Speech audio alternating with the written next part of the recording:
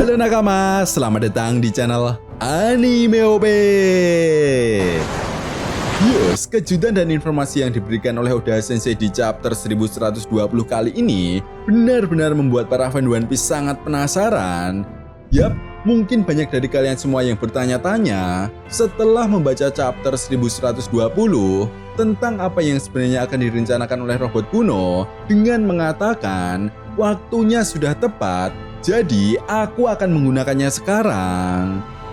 Yap, nanti akan kita bahas ini ya bosku. Selain itu, informasi yang tak kalah penting di chapter ini juga adalah bagaimana akhirnya kita diperlihatkan identitas dari Profesor Clover yang juga menyandang nama Di. Nah, tentu saja ini sangat menarik ya bosku, karena secara tidak langsung semakin banyaknya nama dari para penyandang nama Di yang telah diperlihatkan seolah menjelaskan bahwa Oda Sensei akan segera mengungkap apa yang sebenarnya menjadi arti dari Will of D. Perlu diingat juga ya bosku, kilas balik dan timeline yang diperlihatkan di chapter 1120 kali ini pun seolah semakin menjelaskan bahwa pertemuan dan perbincangan Profesor Clover serta Dr. Vegapunk menjadi sebuah petunjuk besar jika Monkey D. Dragon pun sudah mengetahui identitas Profesor Clover dan tujuan untuk melakukan penelitian tentang Void Century. Nah, itu sebabnya ini akan sangat menarik. Karena jika benar Profesor Clover telah memberitahu semuanya kepada Dragon, maka ini akan membenarkan kenapa Monkey D. Dragon tidak pernah mengatakan atau merespon apapun ketika siaran Dr. Vegapunk berlangsung. Artinya, apakah mungkin Monkey D. Dragon akan segera melakukan sebuah pergerakan besar setelah pesan siaran Dr. Vegapunk berakhir? Serta skenario apa yang akan dilakukan oleh kelompok bajak laut topi jerami untuk segera melarikan diri dari Pulau Egghead. Oke, akan kita bahas di segmen analisa chapter 1120.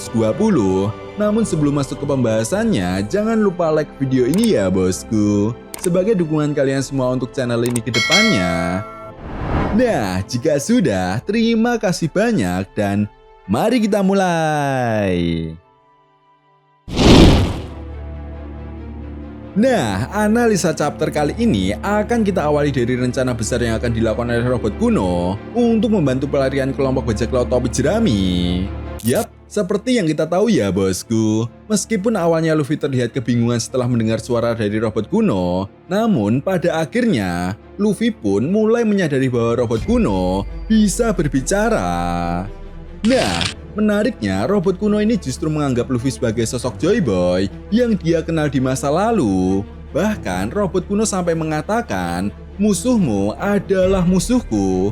Jadi, aku akan sangat senang bisa bertarung untukmu lagi, Joy Boy. Artinya, apa kalian semua sadar, robot kuno akan melakukan apapun yang diperintahkan oleh Joy Boy, tanda kutip Luffy. Nah, ini juga akan berhubungan dengan apa yang dikatakan oleh robot kuno bahwa dia akan segera menggunakannya sekarang. Entah itu sebuah kemampuan khusus untuk menyegel ataupun melukai lawannya secara permanen dengan energi kuno, atau mungkinkah ada suatu cara dari teknologi yang dimiliki oleh robot kuno untuk menyingkirkan para Gorosei di Pulau Egghead.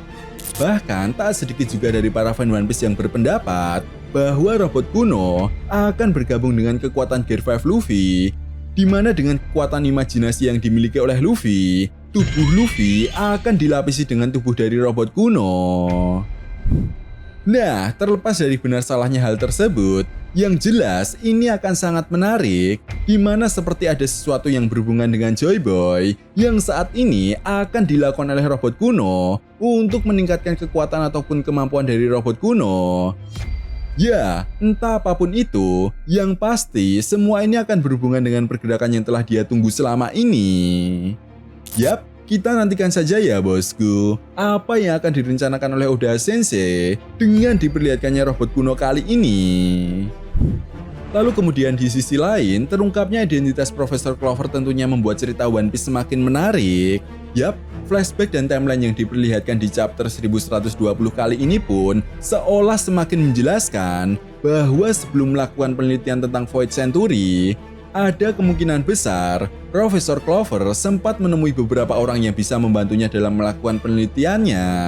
Itu sebabnya ada kemungkinan besar juga Monkey the Dragon adalah salah satu orang yang juga pernah ditemui oleh Profesor Clover selain Dr. Vegapunk. Nah, ini akan sangat menarik ya bosku. Artinya, Monkey the Dragon paham betul apa goal yang akan dicapai oleh Profesor Clover dengan melakukan penelitiannya tentang Void Century. Yap, melengsarkan hegemoni yang telah dibangun oleh pemerintah dunia sejak ratusan tahun lamanya. Itu sebabnya pada manga One Piece chapter 1066, Monkey the Dragon pernah mengatakan kepada Dr. Vegapunk bahwa dia akan melanjutkan tekad dari Profesor Clover dan para penduduk Ohara dengan menciptakan organisasi Revolutionary Army. Nah, sampai di sini, apa kalian semua bisa membayangkan jika rahasia mengenai abad kekosongan atau Void Century terungkap? Maka inilah yang akan menjadi sebuah senjata yang sangat mematikan untuk menghancurkan hegemoni dan kedikdayaan pihak pemerintah dunia yang telah dibangun sejak ratusan tahun lamanya. Perlu diingat, organisasi Revolutionary Army ini bukanlah sebuah organisasi kaleng-kaleng. Setiap pergerakan yang dilakukan oleh organisasi Revolutionary Army pun sangatlah terorganisir. Bahkan ketika markas mereka yang ada di Baltigo saja diketahui oleh kelompok bajak laut Kurohige, mereka justru tidak melawan.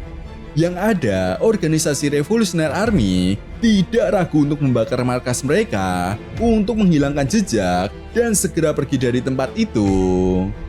Jadi, pada intinya, setelah siaran Dr. Vegapunk berakhir, organisasi Revolutionary Army hanya tinggal menunggu timing yang pas untuk melakukan pergerakan mereka. Entah kemudian Dragon dan organisasi Revolutionary Army akan terlibat konflik bersama dengan kelompok bajak laut topi jerami atau tidak. Namun, yang jelas, Monkey the Dragon akan memastikan bahwa kelompok bajak laut topi jerami dan Nico Robin selamat dari pihak manapun yang mencoba menyerang mereka. Yap, sama seperti hanya yang pernah dilakukan oleh Monkey the Dragon saat di Lockdown ketika kelompok bajak laut topi jerami diburu oleh Wakil Admiral Smoker.